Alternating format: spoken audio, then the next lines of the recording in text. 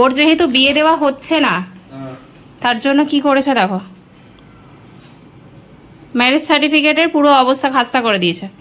বলছে নিজেরা বিয়ে করে বসে রয়েছে আর আমার জন্য বিয়ে হচ্ছে না। পুরো সার্টিফিকেটটাকে এনেছি, পুরো এখান থেকে একটা ফুটো, এখান থেকে একটা ফুটো। কি করি আবার সিটি মারছিস কেন?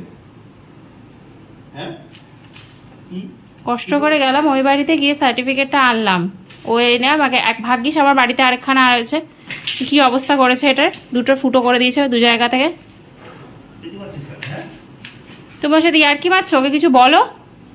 শাস্তি দিচ্ছ তো, পায়ের তলা ঠান্ডা লাগে। ওর ওটা শাস্তি না, ওর ওটা মজাই লাগছে, ভালোই লাগছে আমার পায়ের তলে ঠান্ডা ঠান্ডা।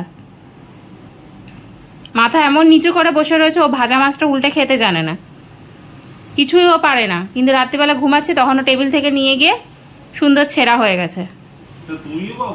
কোথায় রাখবো আর, আমার মাথার উপরে? ওর সামনে নিশ্চয়ই রাখিনি, আমি টেবিলের উপরে রেখে, আমি টেবিলের উপরে রেখেছিলাম।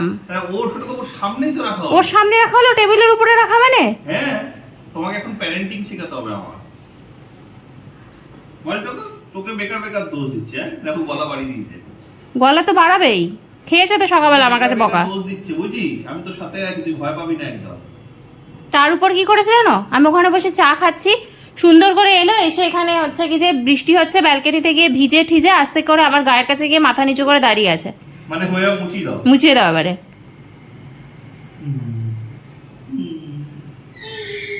মুছিয়ে দিচ্ছি তখন উল্টো পুল্টো হয়, আহা হা কি আরাম।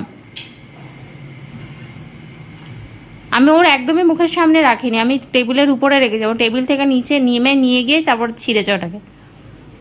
আজকে থেকে তুই শুধু খেতে না পারিস, তারপরে তুই দেখ, তোর দাঁতের এত জোর রয়েছে, তাই তো, দাঁতের তোর অনেক জোর রয়েছে, মাথাটাও ঘুরাচ্ছে না আমার দিকে।